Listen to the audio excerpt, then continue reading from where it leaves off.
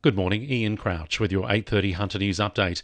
Another group of Sydney arborists who were door-knocking for business in the Lake Macquarie area have been fined more than $30,000 for breaching the public health order.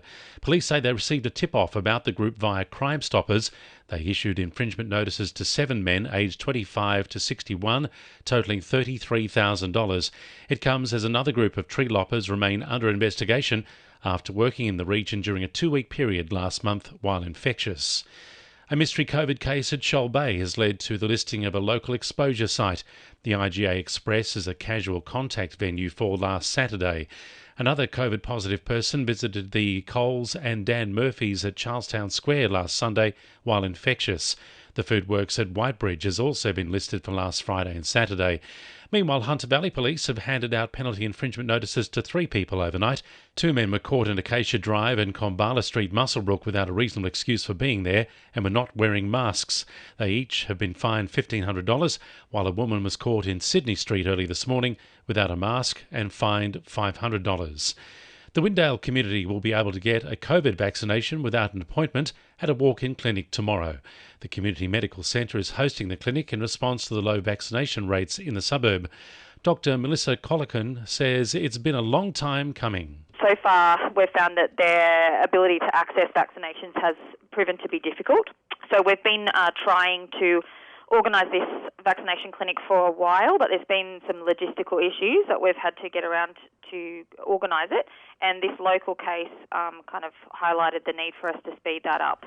A 19-year-old man has left a trail of destruction after crashing an allegedly stolen SUV into 3 parked cars in a house at Adamstown Heights.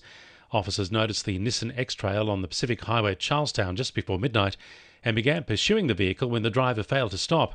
The car failed to negotiate a bend on Madison Drive, ploughing into 3 parked cars, pushing one of them into a house, causing major structural damage. The driver was freed from the car and arrested with the help of a police dog as the vehicle caught fire. Officers quickly extinguished the flames. The 19-year-old was taken to the John Hunter Hospital for treatment of non-life-threatening injuries and is expected to be served with a court attendance notice. Port Stephens Police are urging the community to continue coming forward with information into last Sunday's murder at Saltash. 45-year-old David King was found with a gunshot wound to the head after a Ford Ranger crashed in Hideaway Drive, with another man seen getting into a white Santa Fe with other people on board, which was later found burnt out at Heatherbrae. Superintendent Chad Gillies says investigators are working day and night with help from the community. They've been working around the clock, and I'm really pleased to say the investigation is progressing well.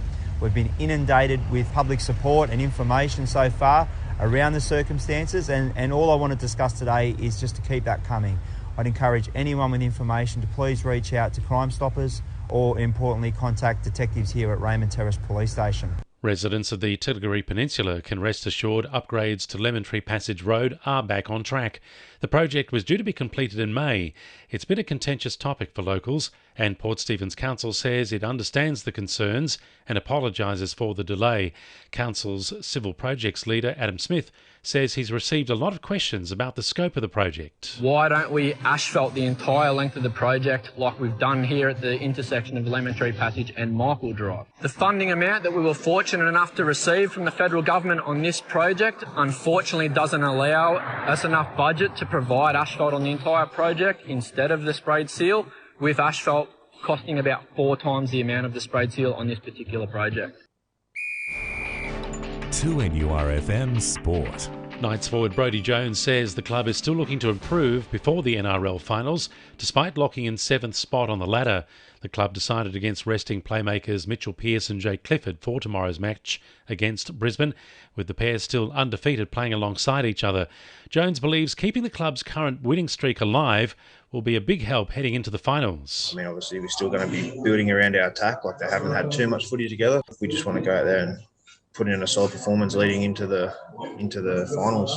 Hunter Paralympian Christy Dawes is set to compete in the women's T54 marathon at the Tokyo Games this Sunday. The 41-year-old will be without her family in the crowd due to the pandemic, with husband and trainer Andrew and their 2 children watching from home in Merriweather. And Scone Cup champion Laurie Mayin is going into today's 2100-metre Wyong Cup as one of the favourites after a win at Kembla Grange. And the winning numbers in Powerball are 17, 25, 12, 5, 4, 28 and 14, and the Powerball number is 10. And now you're up to date with the latest 2NURFM Hunter News.